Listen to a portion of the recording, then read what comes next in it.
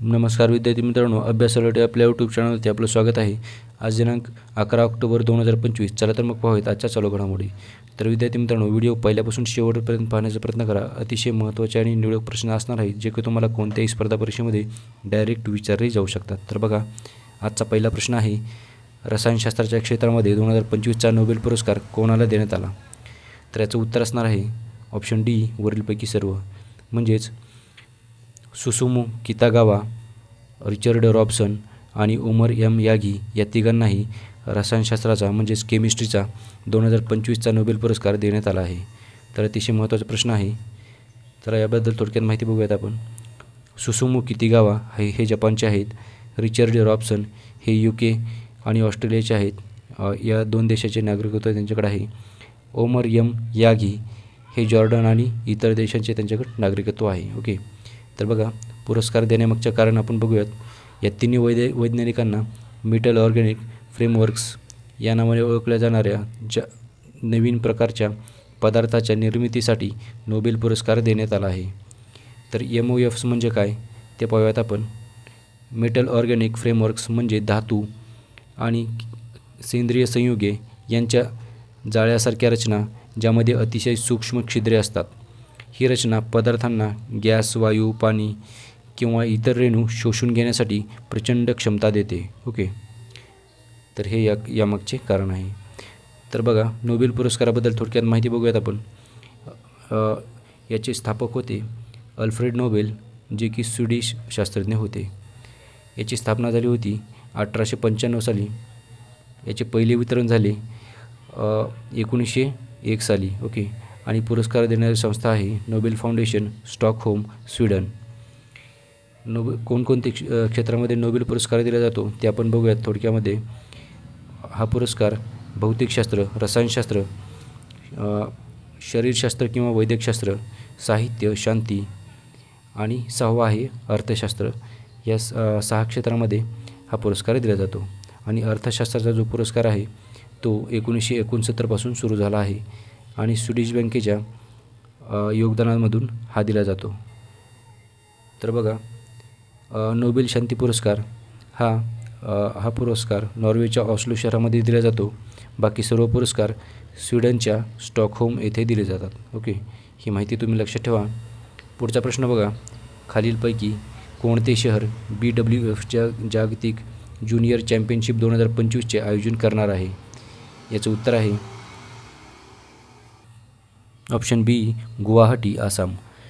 तर बघा, गुवाहाटी, आसाम येथे नुकतेच हे शहर BWF जागतिक ज्युनियर चॅम्पियनशिप 2025चे आयोजन करणार आहे। ओके, तर चला पुढचा प्रश्न बघूयात आपण। पेरू देशामधील लिमा शहरामध्ये आयोजित जुडो ज्युनियर विश्व चॅम्पियनशिप 2025मध्ये भारतासाठी पदक जिंकणारी पहिली खेळाडू कोण बनली आहे? याचं उत्तर असणार आहे ऑप्शन ए, लिंथोई चॅनाबम। ओके, तर लिंथोई चॅनाबम ही भारतासाठी पहिली खेळाडू बनली आहे, जे की पेरू देशामधील लिमा शहरामध्ये आयोजित जुडो ज्युनियर विश्व चॅम्पियनशिपमध्ये ही पदक जिंकले आहे तिने। ओके, तर चला पुढचा प्रश्न बघूयात आपण। प्रश्न क्रमांक 4 आहे, 2025चा रामानुजन पुरस्कार कोणाला देण्यात आला आहे? तर 2025चा शास्त्र रामानुजन हा पुरस्कार देण्यात आला आहे ॲलेक्स स्मिथ यांना। ओके, तर ऑप्शन बी याचं उत्तर असेल, ॲलेक्स स्मिथ यांना हा पुरस्कार देण्यात आला आहे। तर महत्त्वाचा प्रश्न आहे। चला पुढचा प्रश्न बघूयात आपण। विद्यार्थी मित्रांनो, बघा, यामागचा उद्देश बघूयात आपण। श्रीनिवास रामानुजन यांच्या कार्यातून प्रेरित गणिताच्या क्षेत्रातील जवान संशोधकांना सन्मानित करणे हा यामागचा उद्देश आहे।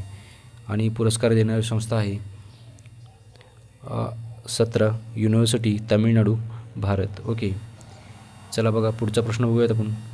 केंद्र सरकारच्या विकसित भारत बिल्डथॉनचे ब्रँड ॲम्बॅसेडर म्हणून कोणाची नियुक्ती करण्यात आली आहे? ओके, तर बघा, याचं उत्तर असणार आहे ऑप्शन डी, शुभांशु शुक्ला। तर शुभांशु शुक्ला यांची केंद्र सरकारच्या विकसित भारत बिल्डथॉनचे ब्रँड ॲम्बॅसेडर म्हणून नियुक्ती केली आहे। ओके, चला पुढचा प्रश्न बघा।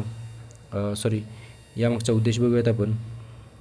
हा एक हॅकेथॉन बिल्डथॉन प्रकारचा कार्यक्रम आहे ज्याचा उद्देश म्हणजे शाळा विद्यार्थ्यांमध्ये सृजनशीलता, समस्या सोडवण्याची क्षमता आणि नवीन प्रकल्प तयार करण्याचा आत्मविश्वास वाढवणे हा आहे. ओके, चला पुढचा प्रश्न बघूयात. प्रश्न क्रमांक 6 आहे, नुकतीच राष्ट्रीय शालेय खेळांची 69वी आवृत्ती कुठे आयोजित केली जात आहे?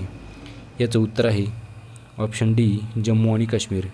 तर जम्मू आणि काश्मीर या राज्यामध्ये ही 69वी आवृत्ती राष्ट्रीय शालेय खेळांची आयोजित केली जात आहे. चला पुढचा प्रश्न बघूयात आपण. प्रश्न क्रमांक 7 आहे, युनेस्कोचे नवीन महासंचालक म्हणून कोणाची निवड झाली आहे? याचं उत्तर आहे ऑप्शन बी, खालिद अल अनानी. ओके, तर खालिद अल अनानी यांची नुकतीच युनेस्कोचे महासंचालक म्हणून निवड झाली आहे. चला बघा, युनेस्को म्हणजेच United nations educational, scientific and cultural organisation, म्हणजेच संयुक्त राष्ट्र शैक्षणिक, वैज्ञानिक आणि सांस्कृतिक संघटना आहे, जिची स्थापना 16 नोव्हेंबर 1945 रोजी झाली होती.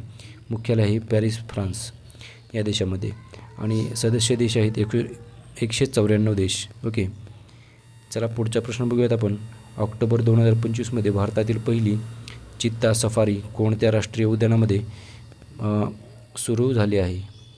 तर बघा, याचं उत्तर असणार आहे ऑप्शन बी, कुनो राष्ट्रीय उद्यान.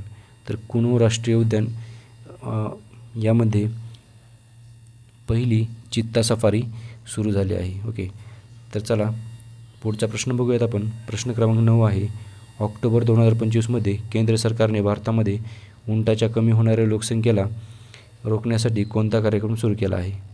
याचं उत्तर आहे ऑप्शन डी, राष्ट्रीय उंट स्थिरता कार्यक्रम. ओके, तर बघा, याबद्दल थोडक्यात माहिती बघूयात. ऑक्टोबर 2025मध्ये भारत सरकारने उंटाच्या कमी होत असलेल्या लोकसंख्येला रोखण्यासाठी राष्ट्रीय उंट टिकाव उपक्रम म्हणजेच नॅशनल कॅमल सस्टेनेबिलिटी इनिशिएटिव्ह सुरू केला आहे.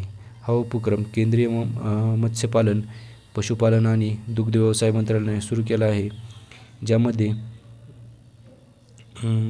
विविध मंत्रालये, राज्य आणि आंतरराष्ट्रीय संस्था जसे की FAO यांचा समावेश आहे.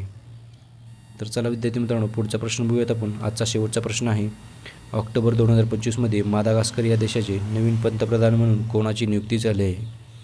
याचं उत्तर असणार आहे ऑप्शन सी, रुपिन फॉर्च्युनात जाफिसाइबो. ओके, तर ऑप्शन सी याचं उत्तर असेल.